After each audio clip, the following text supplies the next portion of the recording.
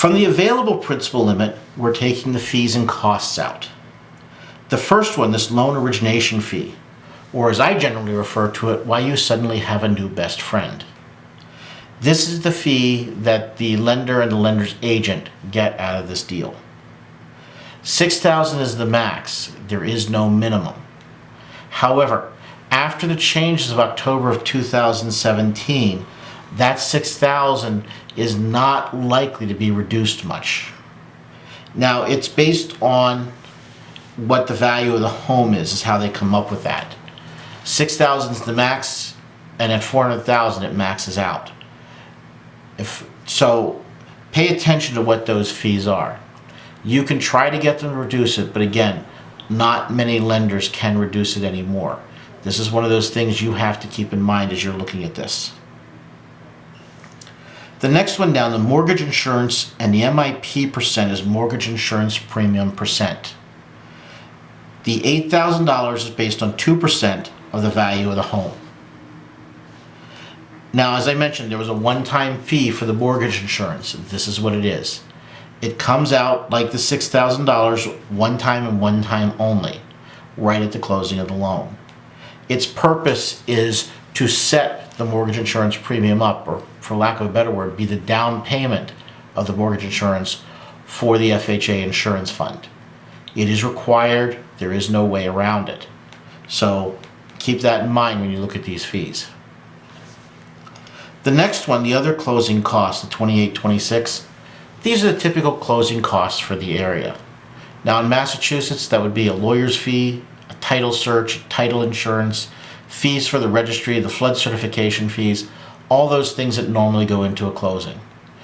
Wherever you are, that may vary, but here in Massachusetts, that's what we're looking at. Like the mortgage insurance, these are third-party fees. They have to get paid. There is no choice in the matter. However, some lenders may offer you a credit towards these fees. If they offer you a credit towards these fees, you have to watch this lender's margin up here. Because if they change these fees, they may increase the lender's margin.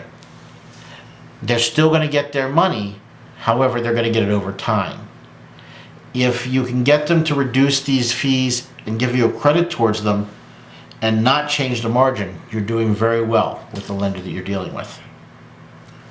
Now, I will also point out on my particular sheets, these three fees here are the second number up from the bottom, this total upfront costs of $16.28. That's those three fees being added together.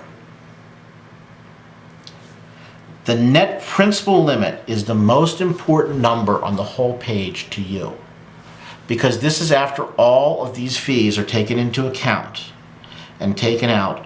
This is what's available for you to use. Now, I often recommend talk to more than one lender. You wouldn't buy a used car from the first used car dealer you meet. Don't buy a used loan from the first used loan dealer. Talk to more than one. Get them to run one of these sheets on the same day, because if they do, they'll be using the same index value for the LIBOR rate.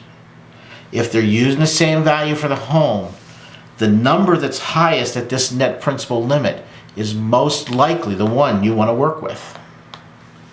Now you'll note I said most likely, not absolutely. There is a difference between local and national lenders. National lenders are often very large. They don't have to charge as much to stay in business. Local lenders, on the other hand, much smaller, they have a much smaller customer base. Sometimes they have to charge a bit more just to be able to stay in business. However, with a local lender, if you have a question or a problem, you're going to sit down and talk to the VP that you or your kids went to school with, or perhaps even the lender that helped make the loan possible in the first place. If you have a national lender, you may be calling Bangladesh, or you may even be calling my cousins in Georgia. Either way, good luck understanding the people at the other end of the phone. Most of the time they're pretty good, but anybody who's dealing with overseas calls may understand what I'm talking about here. Now, I will also point out, on mine, I take out a current debt payoff, in this case a $50,000 home equity line, after the net principal limit. Some of the lenders will put that $50,000 before the net principal limit. You have to be sure that you know what you're looking at when you're looking at their pages like this so that you understand. Because you don't want to be thinking it's one thing when it's another. Be sure to watch where they're taking any debt payoff that you're using, either before the net principal limit or after.